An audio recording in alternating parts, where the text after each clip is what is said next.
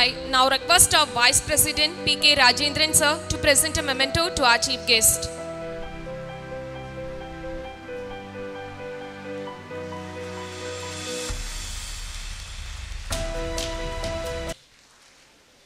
Good morning. Good morning. Thank you. I thank the entire management of Malar institutions and the teachers. I wish all the students and thank all the parents who have come all along for this function. My special thanks to my MIT senior, Mr. Tangaraj, who's behind this program. அனைவருக்கும் வணக்கம்.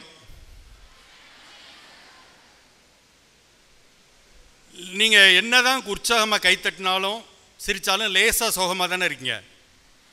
9th வரைக்கும் school leave இன்னைக்கு இல்லை?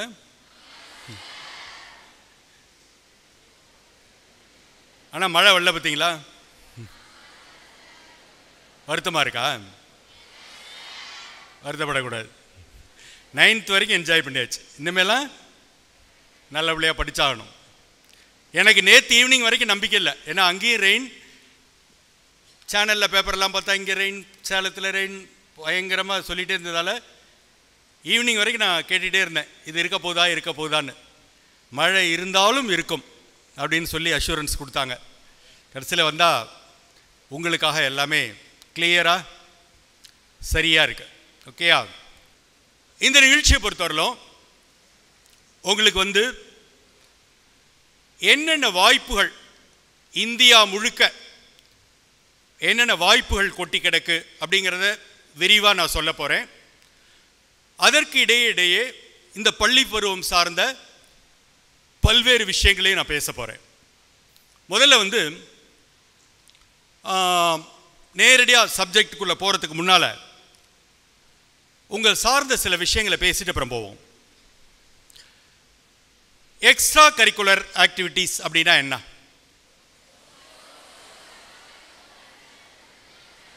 இந்த ஜனகணமன ஆன்சர்லாம் நான் ஒத்துக்க மாட்டேன். யாராவது ஒருத்தர் எந்திரிச்சு ஒன்றா சொல்லிகிட்டே வாங்க. டக்குன்னு யாராவது எந்திரிங்க பார்ப்போம். ஒரு வார்த்தை பதில். எஸ். படிக்கிறது தவிர மிச்சம் எல்லாத்தையும் பண்ணுறது அதானே நம்ம செய்வோம். வேற என்ன செய்வோம்? இதுக்கு மேலே யாரும் டெஃபினேஷன் சொல்லவே முடியாது. நான் ஒரு 20-30 பேர்கிட்ட ஆன்சர் கேட்டு அப்புறமா இதுக்கு வரலான் இருந்தேன். ஒரே லைனில் முடிச்சிட்டாங்க எடுத்த உடனே. ஓகே, அதை கொஞ்சம் பாசிட்டிவாக எடுத்துக்குவோம். படிப்பை தாண்டின மற்ற திறமைகள் அப்படின்னு வச்சுக்குவோம். சரியா? அதுதான் அதுக்கு சரியானது. ஸோ அதில் என்னெல்லாம் வரும்? இல்லை, ஸ்போர்ட்ஸை நான் தனியாக பிரிச்சுட்டேன். டான்ஸ், மியூசிக், குக்கிங், அதெல்லாம் இப்போ அப்படி ஆயிடுச்சா? ஓகே, ஸ்கூலில் அதெல்லாம் பண்ண விட மாட்டாங்களே. ஓகே, வேற? Yoga, okay. Art, okay. Okay, good, fine. So போதும். உங்களுக்கு எல்லாருக்கும் தெரியும்னு எனக்கு தெரியும். இப்போ பல நேரங்களில் பார்த்தீங்கன்னாக்க இந்த எக்ஸ்ட்ரா கரிக்குலர் ஆக்டிவிட்டீஸுங்கிறத நம்ம படிப்பு ஆங்கிள்லையும் சரி, வீட்டில் பேரண்ட்ஸ் ஆங்கிள்லையும் சரி, அது ஒரு பாடத்தை கெடுக்கிற விஷயமாகவே நம்ம பார்த்துட்டு வந்திருக்கோம். உண்மை அது இல்லை. இன்றைக்கி ஒரு கேம்பஸ் இன்டர்வியூ நடக்குது ஒரு இன்ஜினியரிங் காலேஜில். 10 பேர் போகிறாங்க, 4 பேர் செலக்டட், 6 பேர் ரிஜெக்டட். இந்த 6 பேர் பாடம் தெரியாமல் ரிஜெக்டட் இல்லை, பேச தெரியாமல் ரிஜெக்டட். சரியா? அப்போ ஒன்றுமே வேண்டாம். இதில் நான் எதுவும் ஐஏஎஸ் கேள்வியெல்லாம் கேட்கல. இருந்தாலும் யாராவது எந்திரிங்கன்னா இந்த 1000 பேர்த்தில் யாராவது எந்திரிக்கிறீங்களா? ஏன் எந்திரிக்கல? பயம். உங்கள் வாத்தியாருக்கு பயப்படலாம், எனக்கு ஏன் நீங்கள் பயப்படணும்? பயம் கிடையாது. பயம் சரியான வார்த்தை கிடையாது. ஹெசிடேஷன், தயக்கம். நான் ஏதாவது தப்பாக சொல்லிடுவனோ, சிரிச்சிடுவாங்களோ. கரெக்டா? அதிலிருந்து வெளியில் வரணும். அப்போ இந்த எக்ஸ்ட்ரா கரிக்குலர் ஆக்டிவிட்டீஸுங்கிறது உங்களை அதிலிருந்து வெளியில் கொண்டு வரும். இங்கே எவ்வளோ பேர் நல்லா பேசக்கூடியவங்க, மேடை ஏறி பேசியிருக்கீங்க? சொல்லி கை தூக்குங்க. ஓகே, உங்களோட ஃபர்ஸ்ட் எக்ஸ்பீரியன்ஸ் எப்படி தெரியுமா இருந்திருக்கும்? எப்படி இருந்திருக்கும்? அப்போ என்ன பண்ணியிருப்பாங்க, பேச்சு போட்டிக்கு பேர் கொடுப்பாங்க, ஒரு கை தூக்காது. அப்புறம் அவங்கள இழுத்து போடுவாங்க, இந்தா நீ, இந்தா நீ, இந்தா நீன்னு ஒரு 4 பேர் இழுத்து போடுவாங்க. பேரும் கொடுத்தாச்சு. அன்னைக்கு அந்த பேச்சு போட்டி டே வந்துருச்சு. உட்காந்துட்டு இருக்கீங்க, உங்களை கூப்பிட போகிறாங்க. அதுக்குள்ளேயே ஒரு மார்க்கமாக இருக்குது. பேரை சொல்லியாச்சு. பேரை சொல்லி எழுந்திருக்கிறதுக்குள்ளே கை ஆடுது. அப்புறம் எழுந்திரிச்சு வரோம், கால் ஆடுது. இந்த மைக்கு கிட்ட வரோம், கிட்டத்தட்ட எல்லாமே ஆடுது. அப்போ அதுக்கு பிறகு ஒரு 2 சென்டென்ஸ் பேச ஆரம்பிக்கிறோம், 3 சென்டென்ஸ் பேச ஆரம்பிக்கிறோம். நம்ம ஸ்டூடெண்ட்ஸ் ஃபுல்லாக கை தட்டுறாங்க. அப்போ ஒரு தைரியம் புறப்படுது. ஓ, இவ்வளோதானா, இதுதான விஷயம். இப்படி முயற்சி பண்ணினாதான் அது வரும், இந்த தயக்கம் போகும். அப்போ இந்த எக்ஸ்ட்ரா கரிக்குலர் ஆக்டிவிட்டீஸுங்கிறது உங்களுடைய குவாலிட்டிஸை வளர்க்கிறது. Team work. இன்னைக்கு எல்லாம் தனித்தனியாக நம்ம எந்த வேலை கொடுத்தாலும் பிரித்து மேய்ஞ்சிருவோம். நீங்கள் 5 பேரும் போய் செய்யுங்க அப்படின்னா முடிஞ்சுது. சரியா? அந்த டீம் ஒர்க்குங்கிறது இதில் வரும். நம்ம இந்த 3-4 பேர்லேயே ஒன்று அப்படி தான் இருக்கும். ஒரு டீம் கொடுத்து இதெல்லாம் செய்யுங்க, நாளைக்கு இது அப்படிம்பாங்க. ஒன்று தான் மாங்குன்னு எல்லா வேலையும் செய்யும். இன்னொன்று அந்த பக்கம் தலை வச்சே படுக்காது. இந்த 2ஐயும் நான் மன்னிச்சிருவேன். 3ஆவது ஒன்று கிளம்பி வரும். அப்பப்போ இதை நீங்கள் கொஞ்சம் பெட்டராக பண்ணியிருக்கலாமே அப்படின்னு கருத்து சொல்லிட்டு போயிட்டே இருக்கும். இதுதான் நம்ம டீம். அப்போ இதை கடந்து வரோம். இந்த மாதிரி பல விஷயங்கள் இந்த எக்ஸ்ட்ரா கரிக்குலர் ஆக்டிவிட்டீஸில் வர வர வர by the time you come to a college you have all the qualities. சரியா? அதர்வைஸ் நம்ம வெக்கப்பட்டு தயங்கி நின்றுட்டு இருந்தோம்னாக்க, நானும் என்னோட சீனியர் தங்கராஜ் சாரும் இருக்கோம். MIT படிக்கும்போது என்ன ஈவெண்ட் நடக்குதோ போய் பேர் கொடுத்துருவோம். கர்நாடிக் மியூசிக் கருப்பா சிவப்பான்னு தெரியாது, அதுக்கும் பேர் கொடுப்போம். அது அது அது அது ஒரு ஜாலிங்கிறத விட ஒரு தைரியம். இதெல்லாம் நமக்கு லைஃப்பில் சக்ஸஸுக்கான குவாலிட்டிஸை கூட எடுத்துகிட்டு வர விஷயங்கள். அதனால் தயவு செய்து எக்ஸ்ட்ரா கரிக்குலர் ஆக்டிவிட்டீஸை வேஸ்ட்டு கிடையாது. எது இதில் ஈடுபடுறீங்களோ ஈடுபடுங்க. ஒரே ஒரு விஷயம், எங்கே கோடு போட்டுக்கணும் தெரியுமா? அந்த பேர்லேயே இருக்கிறது தான் எக்ஸ்ட்ரா கரிக்குலர். நமக்கு கரிக்குலம் படிப்பு. இப்போ நீங்கள் நல்ல ஒரு சிங்கர், எங்கே போனாலும் ஃபஸ்ட் ப்ரைஸ் நீங்கள் தான் தட்டிட்டு வருவீங்க. நாளைக்கு ஒரு காம்படிஷன் இருக்குது, அடுத்த வாரம் ஒரு எக்ஸாம் இருக்குது, அழகாக காம்படிஷனை மூட்டை கட்டி வச்சுட்டு படிப்பை பார்க்கணும். ஸோ எங்கே கோடு போட்டுக்கணும்னு தெரியணும். ஓகேயா? So please involve in wherever possible. Next, இப்போ நீங்கள் சொன்ன ஸ்போர்ட்ஸ்க்கு வரேன். இங்கே எவ்வளோ பேர் ஸ்போர்ட்ஸ் ஈடுபாடு? கை தூக்குங்க.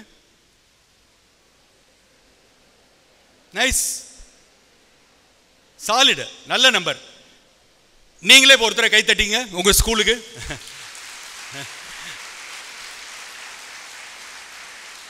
என்ன அப்படின்னா, நான் பெரும்பாலான இடங்களில் போகும்போது எக்ஸ்ட்ரா கரிக்குலருக்கு ஒரு 80% கை தூக்கும், ஸ்போர்ட்ஸுக்கு ஒரு 10% கை தூக்குனா பெரிய விஷயம். இங்கே அதர்வேயா இருக்கு. ஸ்போர்ட்ஸ் 2-3 காரணங்களுக்காக முக்கியம். ஒன்று, ஃபிசிக்கல் ஃபிட்னஸ், நம்ம சரியாக இருக்கணும், அதுக்கு எப்பவுமே முக்கியம். உங்களில் எவ்வளோ பேருக்கு தெரியும்னு தெரியாது, இன்றைக்கி இருக்கிற அட்மிஷனில் ப்ரொஃபஷனல் கோர்சஸில் first day counselling sports quota. சரியா? அவங்களுக்கு சீட்டு கொடுத்துட்டு தான் மற்றவங்களுக்கே. உதாரணமாக அண்ணா யூனிவர்சிட்டியோட கவுன்சிலிங் எடுத்துங்களேன். அண்ணா யூனிவர்சிட்டியோட கவுன்சிலிங் எடுத்துக்கிட்டிங்கன்னா ஃபஸ்ட் டே கவுன்சிலிங் ஸ்போர்ட்ஸ் கோட்டாவுக்கு. சரியா? இன்னொரு இன்ட்ரெஸ்டிங், அந்த ஸ்போர்ட்ஸ் கோட்டாவுக்கு உங்கள் +2 மார்க்கு சம்மந்தம் இல்லை. அதுக்காக இப்போ இருந்து அதுக்கு படிக்காமல் இருந்துடக்கூடாது, நம்ம தான் ஸ்போர்ட்ஸ் ஆச்சு. +2 மார்க்ஸ் சம்மந்தம் இல்லை. எப்படி தெரியுமா மார்க்ஸ் வரும்? நீங்கள் இப்போ ஒரு குறிப்பிட்ட விளையாட்டு, யாராவது ஒருத்தர் ஒரு விளையாட்டு சொல்லுங்கள்.